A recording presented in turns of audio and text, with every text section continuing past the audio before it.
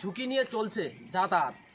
বানাহাটের আংরা ভাষা থেকে তেলিপাড়া গ্রামে যেই সড়ক, সেই সড়কের চাচার বাঁধের ওপর অবস্থিত এই কালভার্টটি, যেমনটা এলাকাবাসীর অভিযোগ, গত বছর বর্ষায় এই কালভার্টটির ঠিক এই অংশটা ভেঙে পড়ে।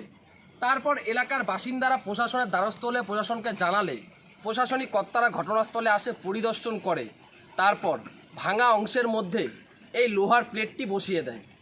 আর সেই লোহার প্লেটের উপর দিয়ে কিন্তু বিপজ্জনকভাবে চলছে যাতায়াত, যেমনটা অভিযোগ। এটা তো খুবই রিস্ক হয়, এটা প্লেটের উপর ভরসা করে যাইতে হয় আমাদেরকে লোড গাড়ি নিয়ে। এটার কাজটা ইসে করলে ভালো হয় একটু। এটা তো মনে হয় যত তাড়াতাড়ি ভালো হয় এটা কাজটা। এটা তো অনেক ডেলি না স্কুলের ছাত্র বাচ্চারা অনেক যাওয়া আসে পড়ে আর কি। এটা খুবই অসুবিধা হয়ে যাচ্ছে মানুষের, তবে অনেক প্রচুর সমস্যা পড়ে যায় মানুষ। এবারে অবস্থা তো পুরো খারাপই আছে। আমরা তো সবসময় দিন রাত্রে গাড়ি নিয়ে যাই, তা আমাদেরও ভয় লাগে যে কোন সময় ব্রিজটা ভেঙে পড়ে যাবে। তো ডেলি মনে করো যে মোটামুটি 100-150 গাড়ি চলে, ঠিক আছে, ছোট বড় সব মিলে।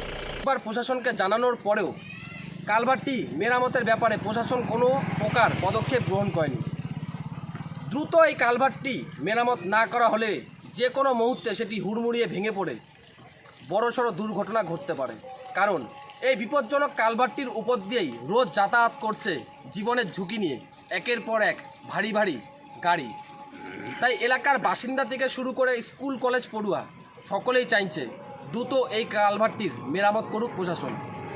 যদিও স্থানীয় গ্রাম পঞ্চায়েত সূত্রে জানানো হয়েছে কালভার্টটি মেরামতের জন্য জেলা পরিষদের থেকে টেন্ডার করা হয়েছে।